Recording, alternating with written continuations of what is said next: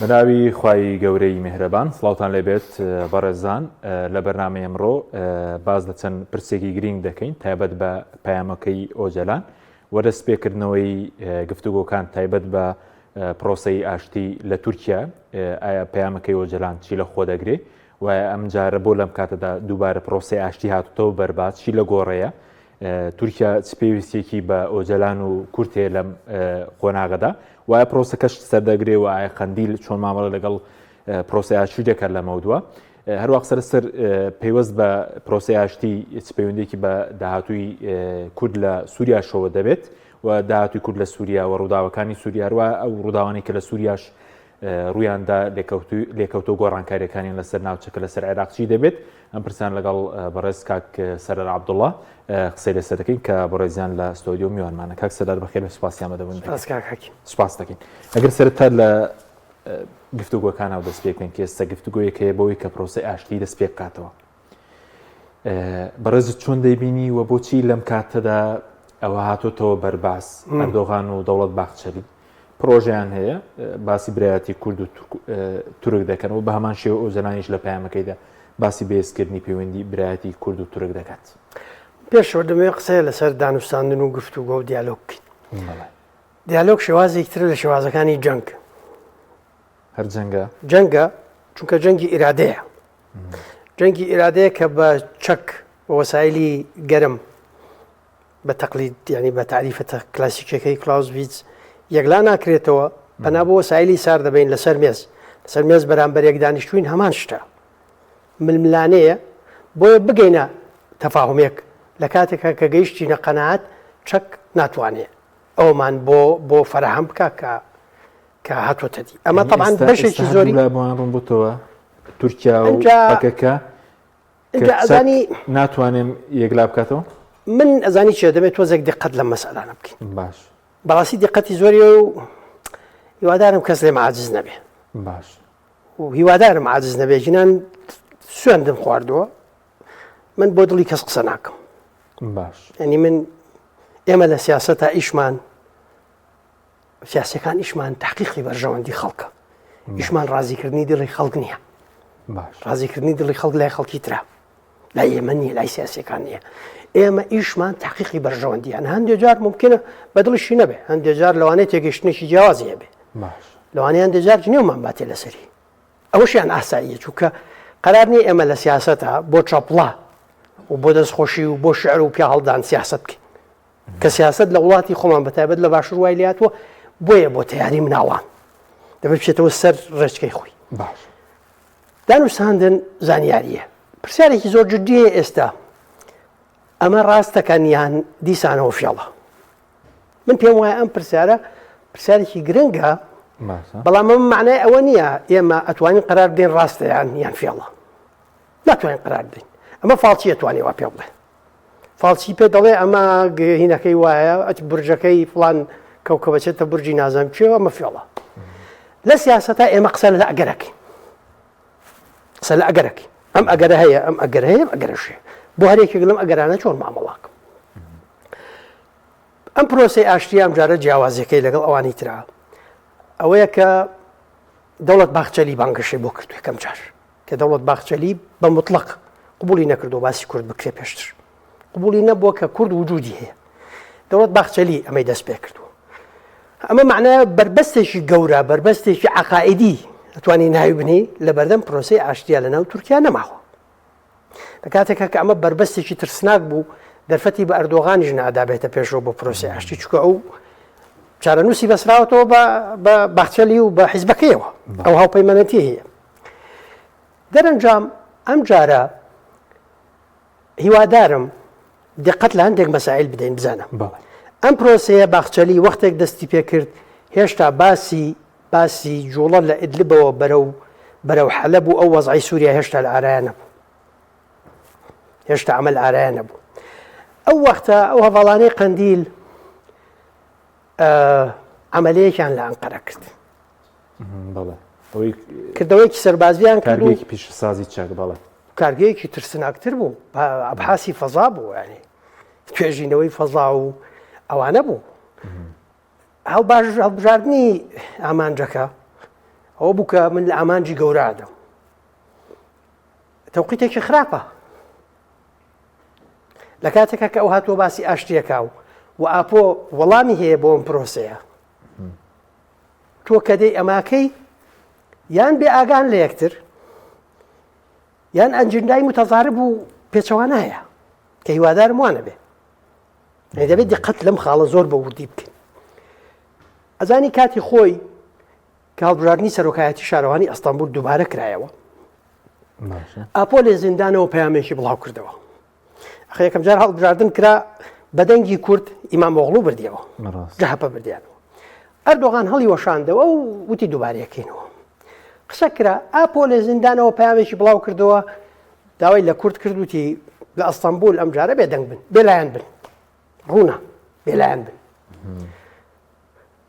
لەبەرامبەر ئەمە لە پڕە هەڤاڵانی قەندیل و سەلاحەدین دەمیرتاش لە زیندانەوە پەیامیان بڵاو کردەوە نەخێر بچنەوە دەنگ بدەنەوە بە ئیمامۆغڵو ئەمە لێدان بوو لە ڕەمزیەتی ئاپۆ وەکو چەقی مەسئلە نەتەوەیەکە کە گیراوە لەسەری ئاپۆ زیندانیەکی ئاسایی نییە بە دوای عەفوا بگەڕێ و سەفقەیەکی بۆکەی ئازاد بوونی تاجرێکی تلیاک نییە سەفقەیەکی بۆکەی بۆ ئەمە ڕابەرێکی گەورەی میلەتێکە قەزەیەکی سیاسی گەورەی هەیە دەیان ساڵە ئەم قەزەیە کێشەی گەورەی بۆ سەقامگیری ناوچەکە ناوەتەوە بۆ ئەم کێشە گەورەیە زیادەکە ئەگەر کێشەی ڕەوای کورد لە ناوچەکە چارەسەر نەکری یعنی من دەمێک وتومە سەدەی 20 ئەگەر سەدەی دۆزی فەڵەستینەکان بوو بێ سەدەی 21 بێ پێچ و پەنا دۆزی کورد دەبێت سەدەی کورد دەبێت باش سەدەی دۆزی کورد دەبێت باسی پرۆژەکەی دەوڵەت باخچەریت کردوتت ئەم کە ڕایگەیاند ئەمە پێشەوە بوو کە ڕووداوانەی سووریا ڕووبدا بەڵێ پێمەسە لەوە بوو ینی بۆچی بوو پێچێ دوو سەبەبی هەبێ خۆیان ئەم وەزعی لە سووریا کراوە ئەمە خۆیان پلانی تورکەکان بووە لی تورکەکان و قەتەرەکان بووە پلانیوان بوو پلانیەوان بوو بەڵێ بە ئاشکرا پێچێ ئەمان بەشێک بۆ لە ئامادەکاری بوو ئەوە دوو گەبیرت بێ پێش ئەوە ئەردۆغان قسەیەکی کرد وتی ئێمە لە بەردەم دۆخێکی خەتەرین دوای ئەوەی کە حیزب الله تەواو تەسلیم بوو حیزب الله تەواو تەسلیم بوو لە لوبنان وتی ئێمە لە بەردەم دۆخێکی خەتەرین ئیسرائیل بەرەو ئەوە بەرەو فرات دێ و ئەبێتە دراوسێمان و ئیش لەسەر دامەزرانی دەوڵەتی کوردیەکە ئەردۆغان وایوت اینجا ئەمە ئەردۆغان وایوتووە من هەندێک کۆمنتم بینی لەو سایتی ئەمڕۆ هەندێک لە ئازیزەکان وازان من واموتوە من داوا لە ئیسرائیلەکە دەوڵەت دامەزرێنە دەوڵەتی کوردستان نە ئەرکی ئیسرائیلە نە ئەرکی ئەردۆغانە نە ئەرکی خامنەئیە نە ئەرکی مالیکیە نەهی سەدرە دەوڵەتی کوردستان دامەزرانی ئەرکی خەڵکی کوردستان و قیادەت سیاسەکەیەتی ئیشی ئەمەیە ئیشی تۆکوشەرەکانی کوردە لە پاشە جیاجیەکانی کوردستان ئیشی ئەوان نییە ئێمە کەڵک لە دۆخ و لە ئەوە وەرەگرین ئێستا سەردانی دەم پارتی ئێستا چی پرۆژەکە چی لە خۆ دەگرێت بۆی ڕوون بێ لای پرۆژەکەی ئەردۆغان و دەوڵەت باخچەری چی لە خۆ دەگرێت ناتوانین بڵێن زۆر ڕوونە چکەشت بڵاو نەبووتەوە بەڵێ بۆی دقیق بین و ڕاستگۆ بین ئەردۆغان باخچەری دەڵێن پرۆژەی ئاشتیمانی چیە دیاری ڕوون نییە زۆر ڕوون نییە ئەوان قەراریان داوە ئێمە دێین چارەسەری ئەم مەسەلەیەکەین لەکوێ لە پەرلەمان باشە باش ئەوان ئیشیان پێێتە وەختێک تۆکەی مووقفت بەقوتە وەختە من ئیشم پێت بێ کە ئیشم پێت نەبوو ئیشی چیان بە کوردە ئێستا ئەو ئیشی بە کوردە بۆ ئەوەی دەستوری پێت عادیلکە ببێتەوە بەسەرۆک کۆمار آخر جار بە زەحمەت توانی ببێتەوە بەسەرۆک کۆمار دۆخی ئۆپۆزیسیۆن باشترە لە جاران هی جەهەپە و گروپەکانی تر لە مقابل ئەمە ئەو پێویستی بە کووردە ڕێگرێکەی جاران لەوە بوو یا کورد یا باخچەلی یا کورد یانەتەوە پەرست و کەمالەکان یا کورد یا کەمالەکان هەندێک کەس پێیان وایە جەهەپە کەمالیە جەهەپە ئێستا خەتە سیاسیەکەی کەمالیست نییە خەتەکەی باخچەلی کەمالیستە وەکو خەتی سیاسی ئایدۆلۆجیا واقعیت باسەکە ڕاستە ئەوە حیزبەکە کۆنەکەی کەمالیە لە ئەسڵا بەڵام عەقیدەکەی گۆڕاوە ئەم جارە قسەکە لەوەیە کە ئاپۆ ئێستا پرۆسەکە هەنگاوی بەشی خۆی دەست پێ کردووە بەشی خۆی لەکوێ دەست پێ کردووە لە پەیامەکەی لە پەیامەکەی دوو سێشتی گرنگڵ یەکگەڵێ بچن لەگەڵ لایەنەکانە دیالۆگ بکەن ئەوە جەهەپە یەکسەر ئەعلانی کردێمە ئامادەین پێشوازی لە وەفدی دەم پارتیەکەین بۆی قسەی لەسەر بکەین باخچەلی سبەینی قساکە باخچەلی سبەینە پەیامێ بێ ئەو پەیامی باخچەلی زۆر گرنگە متابعە بکەین بزانین چی لێکەوێتەوە و لە پشتی پەردە چیە گوزەرێ مۆنیتەر هەندێک شتی بڵاو کردبووە کە پێشتر ئاپۆ لەگەڵ قیاداتی قەندیل بە تەلەفۆنیش قسەی کردبوو ئەلمۆنیتەر مانگی پێشوەمەیان بڵاو کردەوە ینی هەر ئێستا لە ماوەیە لە مانگی پێشوو پێش ئەوەیە وەزع لە سووریا بێ و ئەسەد ڕاب پەیوەندی تەلەفۆنی هەیە بەڵێ پەیوەندی تەلەفۆنی لە بین وەجەران و لە قەندیل بەڵێ ئەلمۆنیتەر باسی کرد خۆ من لە بین تەلەفۆنەکە من بۆم وەرنەگرت ئەگە وەریگرت پێ ئەوان بۆیان وەرگرت و خۆ دەوڵەت ئەمەی کردو چکمە بەشێکە لە پرۆسی ئاشتی پێ ئەچێ ینی تەلەفۆنەکە زۆر سەرکەوتوو نەبوو بێ وا دەرەکەوێ بە دلیلی ئەوەی کە ئەو عملیە سەربازیە لە ئەنقەرەکرا نەتیجەکەی ئێستا کورد دەبێت پەیامی خۆی لەبەر ڕۆشنایی ئەو گۆڕانکاریە گەورەیەی کرد لە هاوکێشەی ناوچەکەی ڕوویدا ئێران و رووسیا چوونە دەرەوەی معادلەی ڕۆژهەڵاتی ناوەڕاست بەهۆی دەرچوونیان لە هاوکێشەی سووریا ئێران و رووسیا کرانە دەرەوە لە معادلەی ڕۆژهەڵاتی ناوەڕاست لەمە خەتەرتریش لە نظامی عالەمی تازەیە رووسیا قوتبێکی جیهانی گەورە نابێ رووسیا بێتەوە بە زلهێزێکی ئەقلیمی نابێتە زلهێزێکی جیهانی وەکو قوتبێک منافسەی قوتبە گەورەکانەکە ئەمە بکە بە ماڵ لەسەر نەتیجەکەی ئەم دۆخە ئەنی پێ دوای رووسیا وەکو زلهێزێک کۆتایی پێهاتووە بەهۆی وەزعی سووریاوە بڵێ من تێزێکی کۆنم هەیە ئەڵێم نظامی عالەمی تازە بەش هەر زۆرەکەی لە سووریاوە دەست پێکە ڕسمەکە بۆ لە سووریا ئەنج ئەمە تێزێکی درێژخایەنە ڕەنگە سێ چوار حەڵقەی پێویست بێ باسی نامێت لە باسەکە لا دین وسەر سووریا بەس ئەوەی کە پەیوەندی پرۆسی ئاشتی ئەو پەیوەندی بە دەستورەوەیە پەیوەندی بە ئەوەی کە جارێکی ئەردۆغان بێتەوە بە سەر کۆمار یاخود پەیوەندی بێ دەڵێن تورکیاشدا بەش بێ و گۆڕانکاری هیچ ترسێکی وا هەیە یاخودەوە دروستکراوە ترسیان لەوە هەیە ترسەکە جددیە ئەزانی ئەردۆغان و ئەو گروپەی ئێستا لە حکومن طموحاتی زۆر گەورەیان هەیە ڕۆڵیان لە باکووری ئەفریقیا هەیە لە قەرنی ئەفریقی هەیەە چاویان لەسەر سەی ناوەڕاستە چاویان لە ڕۆڵێکی زۆر گەورەتر لە مەنتیقەکە بە تایبەتیش دوایە و گۆڕانکاریەکە لە سووریا ڕوویداوە چاویان لە طموحی گەورەترە ئەوەی کە ئەتوانێت ڕێگری سەرەکی بێ لە بەردەم ئەم کێشانە کورد ئەگەر کۆک و تەبا و خاوەن ئەجندە و ڕوئیە و پرۆژە بێ کورد دەتوانێت ببێتە ڕێگر لە بەردەمەوە ئەمە لە جیاتیەوەی ڕێگرەکاتی خۆی ڕەحمەتی ئۆزال کە سەدەی پێشوو تورکۆت ئۆزال ویستی ئەم طموحەی هەبوو پێی وابوو بە احتیواکردنی کورد بەشێک بێ لەمە تەنانەت بەشێک لە پلانەکەیەوە بوو کە تازە باشوور لە ڕاپەڕینی نەوەتوێک ڕزگار کرابوو بەشێک لە پلانەکەی ئەوە بوو کە یعنی چ کێشەیەگەر ویلایەتی مووسڵ بچێتەوە سەر تورکیا و تورکیا بکرێت دەوڵەتێکی فدرالی تا ئەم ئاستی ئەم ئەفکارانە باس کراوە لە پشتی پەردە و قیاداتی کوردی باشووریش بەوردی لە ناو ئەم مەسئلانە بوون و ئاگایان لێ بووە نەتیجەکەی کە ئێستا ئێران و رووسیا کە ئەچنە دەروی ئەم معادلەیە ئەو هەواڵانی قەندیل بێت تێبگەن نابێت دوو پەیامی جیاواز دوو سنتەری جیاواز هەبێ بۆ بڕیاری سیاسی لە دانوستاندنا بۆ چونکە ئەو وەختە ئەم دوو سنتەرە دژ بە یەک بەکارهێنرێن بۆ لاوازکردنی موقفی تەفاوزی تورکیا ئێستا ناوێت جیام کاتەوە ئێستا دەڵێن پارتیم قبوڵە ئۆجەلانم قبوڵە بەس قەندیلم قبوڵ نییە تورکیا واڵێ باش تۆ توێمە بەتاڵکەیتەوە دەبێت چی بکە من ئاپۆم قبوڵەوەکو مفاوز ئاپۆ مفاوزە ئاپۆ تەرەفە ئاپۆ مفاوزە و ئاپۆ تەرەفە ئاپۆ نایە پێت بڵێ بەبێ هیچ زەماناتێک گۆرە هەمووتان چەکدانێت داوای چی دەکات لە تورکیا چی دەستکەی بۆ نمونە ئەو کێشەی کورد چارەسەر دەبێت لە تورکیا بۆ نمونە حەکیم بزانە بۆی عەرزم کردی سەرەتاوتم بە باسێکی مفاوزات باش ئەمە جەنگێکە لە تفەنگ و تانک و فڕۆکەوانە قورسترە قۆناغی جیاجای هەیە فێڵی تایە مناوەرەی تایە خۆ دزینەوەی تایە ڕەنگە شەڕەڵگیرسانی تێکەوێتەوە ڕەنگەشتی ئەوەی تێکەوێت ڕەنگە هەڵوێستی توندی تێکەوێت خودی مفاوەزات بۆ ئاشتی لە مەسئلەیەکی وە ئاڵۆزە ئەنوا ئەوانەی تێکەوێت ئەنجا تۆ چۆن کارتەکانت بەکاربهێنی گرنگترین خاڵی تۆ پێوترێ کە مووقفی تەفاوزی بیناکەی لەسەری یەک گوتاری و یەک هەڵوێستی و یەک بڕیاریە ئەمەد کە نەبوو جارێ دەرفەتەکان لە دەستەدەی ئەزانی لەسەر ئەمە من قسەیەک هەیە زۆر جار کردومەوە یەکیشی کەمەوەی هیوادارم کەس بێزار نەبێ بەڵام ئەمە زۆر گرنگە هیوادارم ئەم قسەیەک لەسەرمان کراوە ئەم جارە ژنێتدی پیاوێک هەیە ناوی دەیڤید فرۆمکنە پیاوێکی ئەمریکیە خۆی قانونی خوێندووە بەڵام ینی مێژونووسێکی گەورەیە مێژونووس و مفەکرێکی گەورەی ئەمریکایە ئەم پیاوە کتێبێکی هەیە چەند کتێبێکی هەیە بەڵام ئەو کتێبی کە زۆر مەشهورە ئەو ئاشتیەی کۆتایی بە هەموو ئاشتیەکان هێنا باسی ڕوخانی دەوڵەتی عوسمانیەکە و بیناکردنەوەی ڕۆژهەڵاتی ناوەڕاستەکە ئەو دەوڵەتە تازانە لەو وەختە. ئەم پیاوە قسەیەکی هەیە لەسەر کورد. جۆناتان ڕاندڵ کە کتێبەکەی نووسی ئومە فی شقاق لەسەر بەرگی پشتەوەی کتێبەکەی خۆی لە نوسخە عەرەبیەکە قسەیەکی ئەم دەیڤید فرۆمکینەی داناوە کە پیاوێکی زۆر شارەزایە لە تاریخی منتیقەکە و لە علاقاتی دەولیە ئەم فرۆمکینە. ئەڵبەت جۆناتان ڕاندڵیش ڕۆژنامەنووسێکی زۆر لێ هاتوو بۆ کتێبەشی زۆر گرنگ بوو. باسی شەڕی ناوخۆی کوردەکە لەو کتێبەیە. فرۆمکین لەو قسەیە ئەڵێ کوردەکان ئەو جەنگاوەرە ئازا و سەرسەختانن کە ئەوەی لە مەیدانی شەڕە ئازایانە بەدەستێنن لەسەر مێزی دانوستانە بە نەزانی لە دەستێدەن. یەک ڕستەی تری ئێمە تەواوەکە کە دیوێکی جوان و گەشت پیشانەدا ئەڵێ لەگەڵ ئەوەشە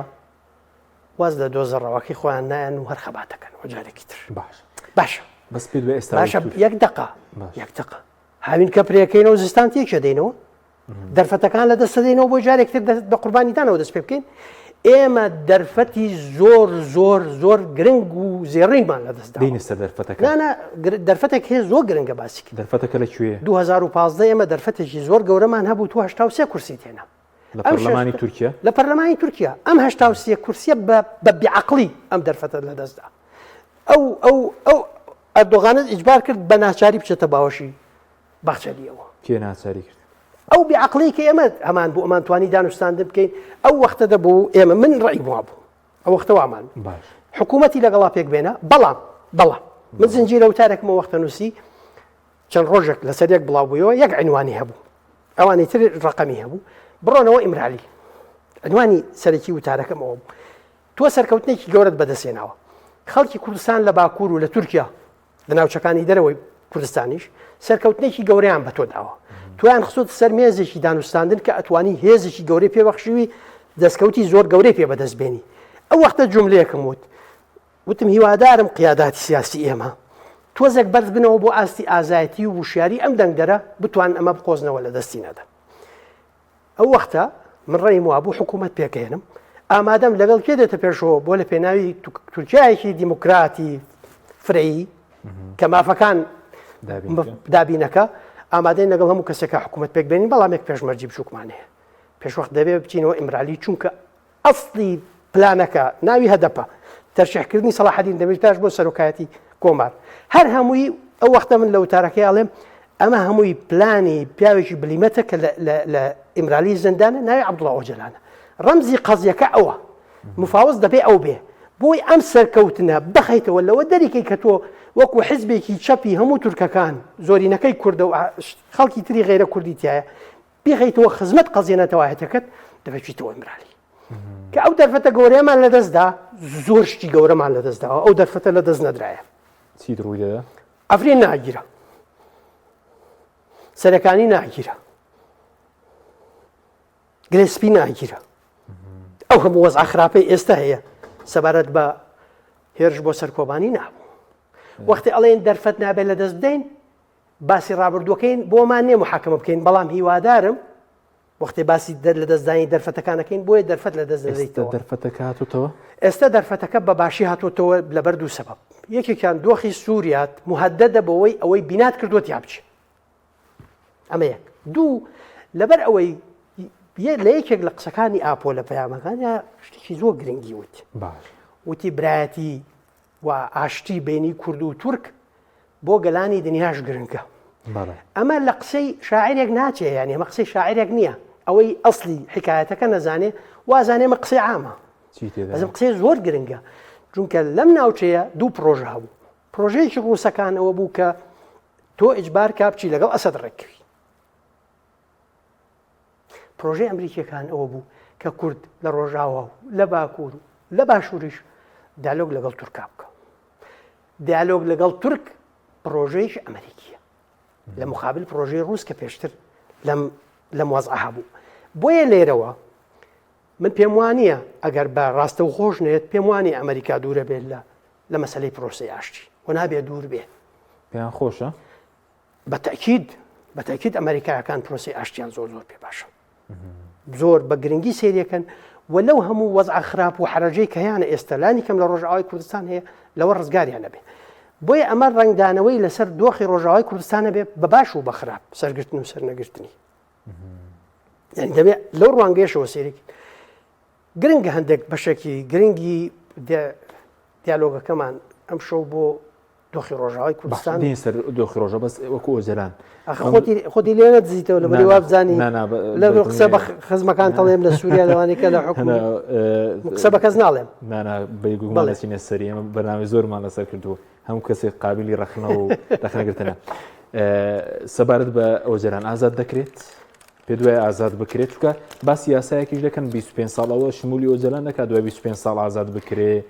یاخود بێتە پەرلەمانی تورکیا بەم زوانە وتاری هەبێ یاسا بەدەست خۆمانە یاسا بەدەست خۆمان یاسا ملکەچی سیاست ملکەچی یاسانیە ئەوە تێگەشتنێکی سەلەفیانەی بەشێ لە قانونیەکانە بەشێ لە قانونیەکان تێگەشتنێکی سەلەفیان بۆ قانون هەیە پێیان وایە ئەو دەقە وایە کاکە بە قوربان شتێک هەیە پێوترێ ڕوحی دەق باش ئەم ڕوحی دەقە بۆچی دانراوە منەوە بەرجەستاکەم بۆ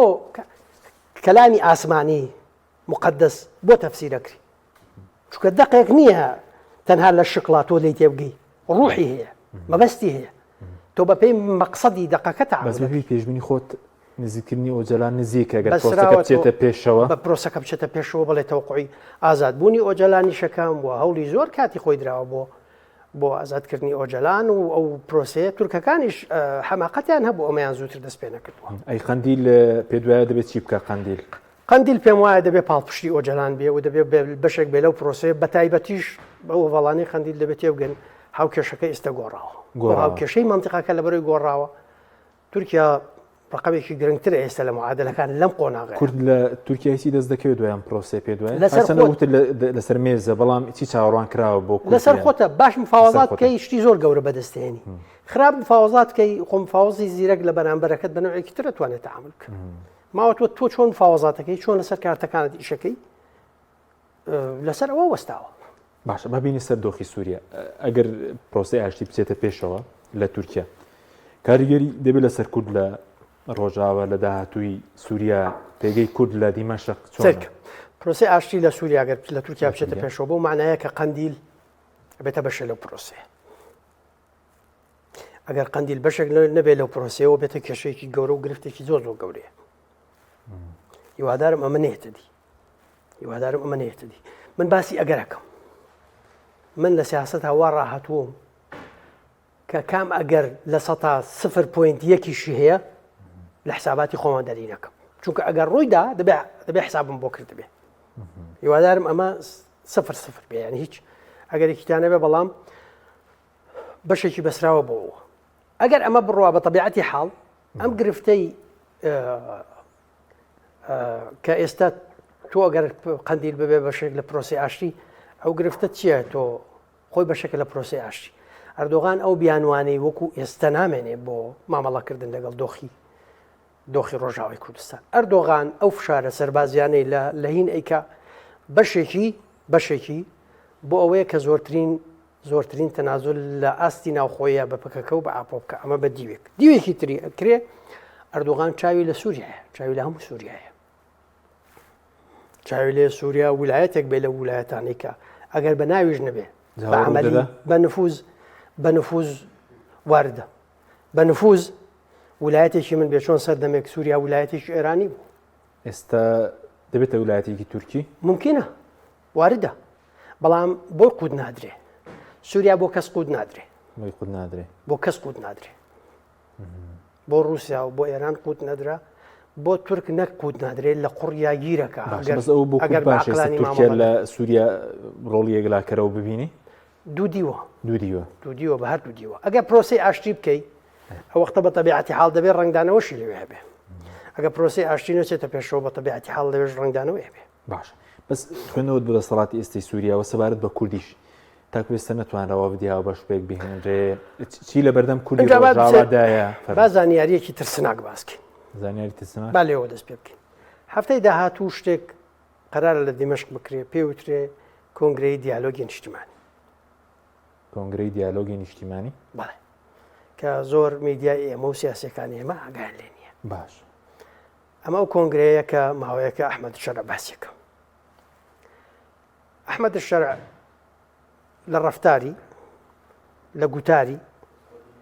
لە قسەی گۆڕینێکی گەورەی پێوە دیارە. باش ئێمە لەسەر کردار حکومە دەین، بەڵام ئەمە ناتوانین پشتی لێ بکەینەوە دڵمان پێی خۆش بێ کە هیوادارین ئەمە ڕاست بێ. ئێمە دیسانەوە نیەتی خەڵک ناخوێنینەوە، ئێمە سلوک و ئاماژە و ناخوێنینەوە. ئەم پیاوە هات حکوومەتێکی دامەزران بێپرسی کەست، شاگردێکی خۆی هێنا لە ئیدلبەوە وتی بڕۆ حکوومەتم بۆ پێک بێنە، کەسێکیان نییە. دوێنێ پێرێ مەرسومێکی دەرکردووە، باشە قائیدی عامە کێ دایناوە؟ قائیدی عامە. مەرسومێکی دەرکردووە پلەی سەربازی مەجموعەی خەڵکی بەرز کردوێتەوە. باش هەندێک لەمانە خەڵکی سووریانین، سینیتی هەیە، تاجیکیتی هەیە، ئەفغانی ئەوانەیتی هەیە. ئەمەی بۆچێ؟ قسەکە لەوەیە کە جارێک تەشبیه کرا بە تالیبان. فەرقی تالیبان لەگەڵ داعشی ئەمریکاتی خۆی کە ئەمریکایەکان انسحابیان کرد لە ئەفغانستان، من واموت وتم لە ترسی داعش ئاویان کردووە، چونکە داعش خەتەرە لەسەر ئەفغانستان و هەموو مەنتیقەیە. تاکە هێزێک کە ئەتوانێت ڕێگر بێت لە بەردەم داعشا تالیبانە. وتیان فەرقیان چێ؟ وتم فەرقیان زۆرە. ئەمیان دەیەوێت خلافەتێکی ئیسلامی جیهانی دامەزرێنێ داعش، تالیبان دەیەوێت ئیمارەتێکی ئەفغانی وەتەنی لەناو ئەفغانستانە دامەزرێنێ. طموحاتی دەرەوەی نییە. بۆیە کە قسە لەسەر ئەوە کراب ئاڵاکەی جۆلانیش لە هی نەچێ، لەوەی تالیبانە چێ، تالیبان پیرۆزبایان لێ کرد، گوایە نموزەجێکی تالیبانی پێشکەشەکە. باشە ئەگەر مۆدێلێکی تالیبانی پێشکەشەکە ئیشی بۆ چییە؟ جنسیە بداتە کۆمەڵێک جەنگاوەر لەوانی لەگەڵی بوون کە سووری نین و پلەی سەربازیشە. ئۆکەی ئەمانە هاوکارت بوون و بەشداریان کردووە لەگەڵ تاوچی ئەوانە، جنسیانە دێتێ وەکو هاوڵاتێکی مەدەنی، بۆی پارێزراو بن لە محاکەمە و لە وڵاتانی خۆیان. بەڵام کە پلەی سەربازی پێبەخشی و ڕۆڵی گەورەی پێبەخشی، من ناتوانم بیر لەو ئەگەرە نەکەمە، وەکو فاڵچی قسە ناکەم، وەکو سیاسی قسەکەم، ئەگەری جیاجیا باسەکەم. ئەگەری هەیە ئێستا دێم پێ دەڵێم دێم مەترسیە، بەڵام ئەمە خۆی مەترسیە ئێستا باسێکم. بۆ ئەمە لە داهاتووە بۆ ئەحمەدی شەرع و غەیری ئەحمەدی شەرع ئەم کەسە تاجیکیە ناتوانێت بنێرێتەوە بۆ تاجیکستان و لەوێ ئیشی بەکاری بێنێ، بۆ ناتوانێت. ینی من ئەگەر وەکو سیاسیەک ئەم ئەگەرە بە نەزەری ئەتیبار بۆ مەدای دوور وەرنەگرم گێلم، ئەوە فاڵچیە پێ دەڵێ وا ئەکای ئەوان ناکە، من ناتوانم وا بڵێم ئەوەی ئەو بەهرەی خوا داوەتی بە تۆ بە منی نەداوە. باش ئەو کۆنگرەیە کە ئەیکا بۆ تەکمیلەکردنی ئەمانە 5 مانگ بۆ 7 مانگە. ئەم کۆنگرەیە هەندێک لە پیاوەکانی ڕژەمی پێشوو لە مەدەنیەکانی تایە، لەوانەی کە هینن، ینی دەستیان بە خوێن نییە و لە عەسکەر و دەسەڵاتی ئەمنی ئەوانە نەبوون. ئەمە بەشێک. هیچ لایەنێک، هیچ نەتەوەیەک، هیچ پێکهاتەیەک، هیچ تائیفەیەک نوێنەرایەتی نییە لەوێ. تەنانەت ئێتلافە وەتەنیەکەی کە سووریەکە کە سەر بە تورکیایە ئەوانەشی تیانی. ئەمانە چۆن داوەتەکە؟ وەکو شخصیات نووسەر داوەتەکەم، ڕۆشنبیر داوەتەکەم، گۆرانی بێژ داوەتەکەم، عەشایر داوەتەکەم. لەناو ئەوانەشە هەندێک کورد ممکنە داوەتیشی کردوون، بەڵێ هەندێکی داوەت کردوون، بەڵام بە سیفەتی ئەوەی نەکە نوێنەری کوردە، یا نوێنەری پەیەدەیە، یا نوێنەری ئەنەکەسەیە، یا نوێنەری ئیداری زاتیە. عەلەوی بە سیفەتی عەلەوی داوەت ناکە کە نوێنەری عەلەویە.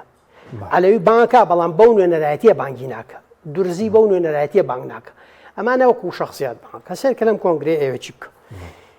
یەک ئەم کۆنگرێ هەیەتێکی ئیستیشاری لێ دروست دەکرێ، هەیەتێکی ڕاوێژکاری کە ڕۆڵی یاسادانانی هەیە، ڕۆڵی تەشریعی هەیە، پەرلەمانێکی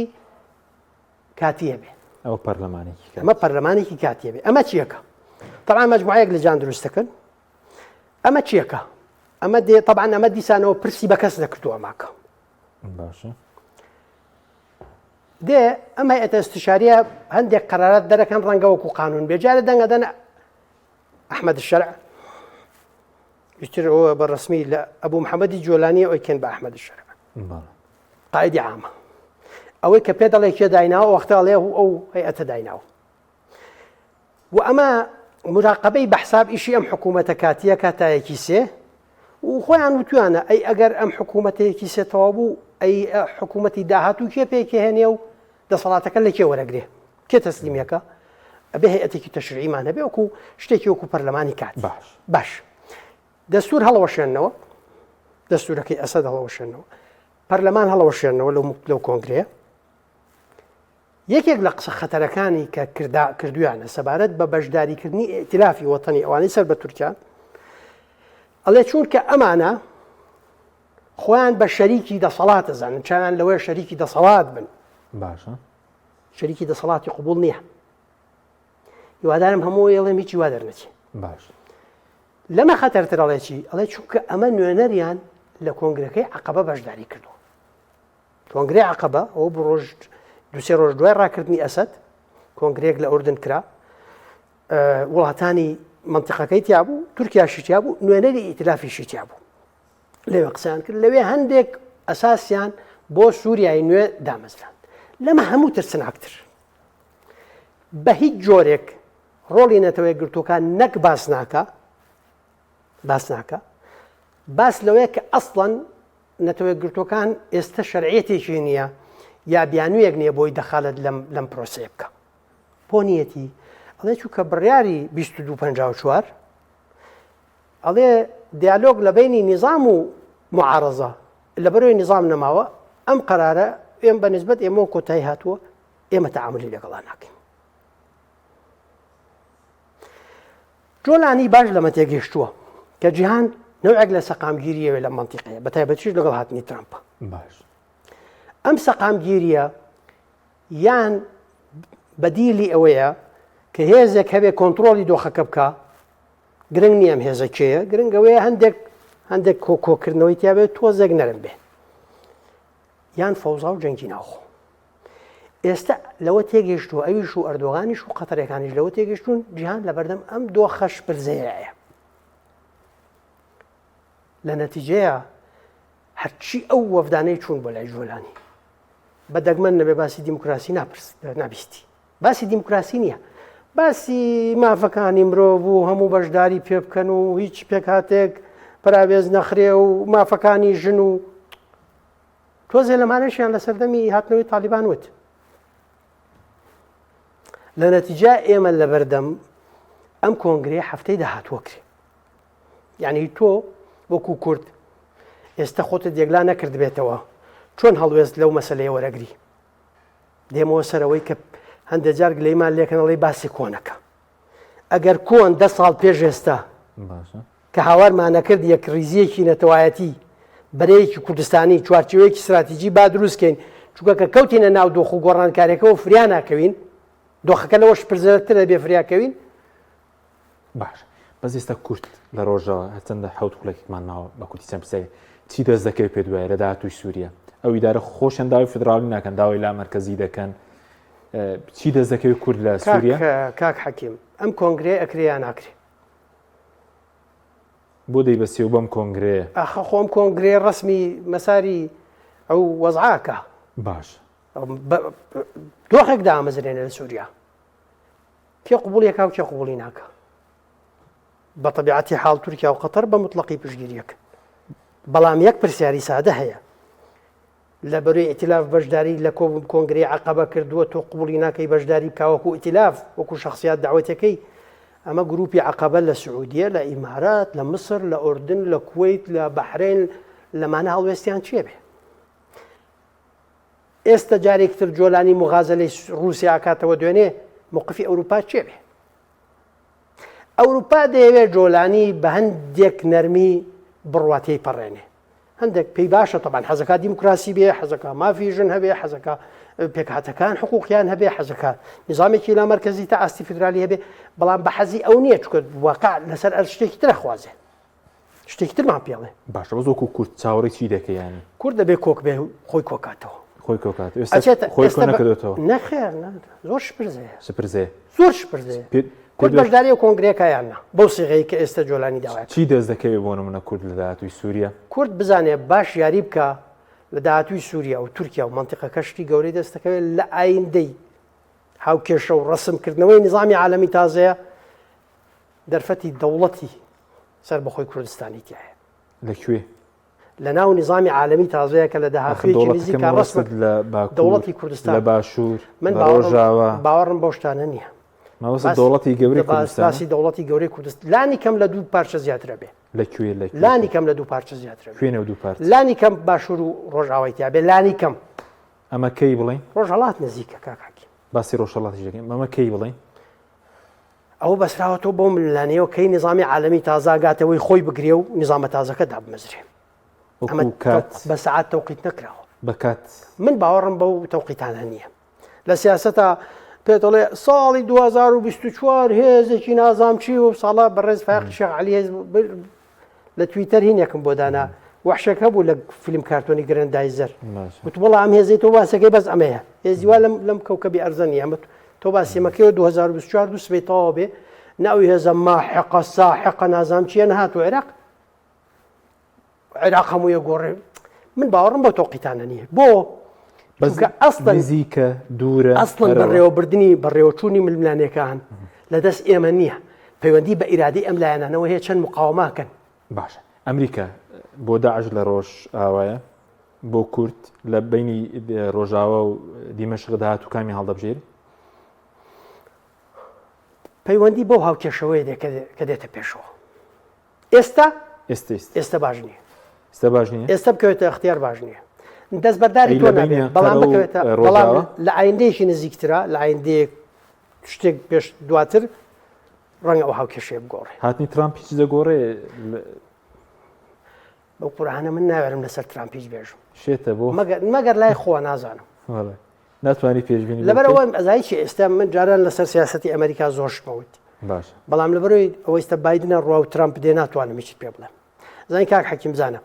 ئەوروپایەکان ئێستا لای ئەو ئەم مەسئلانە گرنگن بەڵام لە تەرتیبی ئەولویاتە ژمارە چەنە ئەمە پرسیارە بۆ ئەوروپا ئەوەیە بە سووریای تازە بڵێ ئەوەی حکومەکە لەوێ ڕووسیا دەرکە بۆیە ڕووسیا چی کردووە خەبەرێک بڵاو بۆ تۆ کۆمەڵێک ئەفسەری لە بەرز و جیاجیایی سووریەکانی بردەوە بۆ لیبیا لەوێەوە و دەوێ بەشە لە قاعیدەکەی بەرێ بۆ لیبیا لەوێ هین بکە گەمارە بخاتە سەر ئەوروپا و ڕێگەی غازی ئەفریقیا بگرێت لەوێ بچێ بۆ ئێ و لە نەتیجەشە فاکتەری غاز فاکتەرێکی زۆر گرنگە لە یەکلاکردنەوەی ململانەکانی ئەم منتیقەیە باش وەکو گۆڕانکارێکە دێتە عێراق کورد لە عێراق لەو فیدراڵێتە بەرەو زیاتر ڕۆیاخ و کەمتر باسی ڕۆژهەڵاتیش کرد هیچ ئەگەرێک شێ بۆ ڕۆژهەڵات لە داهاتوێکی بەرچاوە ڕزگارە بێ بەڵام بەم شپرزەیەی کورد ئەتوان باش ئیدارەی بدەن لە دەستمانی دەرەکەن شەڕی ناوخۆکەن خۆ غەزەبیان لێگرێ و غەڵەتەکان دووباراکەنەوە هەموو بەسراوەتەوە بە وشیاری و بە ئیرادەی خۆمانەوە باش ئەمە ئەگەر ئێمە دیسانەوەڵێن ئەگەر ئێمە 10 ساڵ پێش ئێستا بەرەیەکی کوردستانیمان دروست کردایە چوارچێوەیەکی استراتیژیمان هەبووە هەموو مشکلانەمان بە دیالۆگ ناو چوارچێوەیە حەلە کرد ئێستا کورد کۆکە بوو من ئێستا دیسانەوە پرسمۆ هەفتەی داهاتوو 5 مانگ یەکشەمەی داهاتووە کۆنگرەیە تاان هەوڵیش هەیە بۆ فەشەل پێهێنانی هەوڵیش هەیە بۆ شکست پێهێنانی ئەو کۆنگرەیە کورد ئەگەر ئێستا قەراردەن پێکەوەش بڕۆن ئەڕۆن یان ناڕۆن چکە بە نوێنەری کورد بانگ ناکرێت تۆکو شخصیات ڕاستە لە کورد خەڵک بانگکەن بەڵام تۆکو وەکو عشایرێ بانگکەن باش وەکو نوێنەری عشایرێ لەسەر عێراق هیچ لە عێراق بڕێوێ دۆخی عێراق ئەمێنێتەوە سەر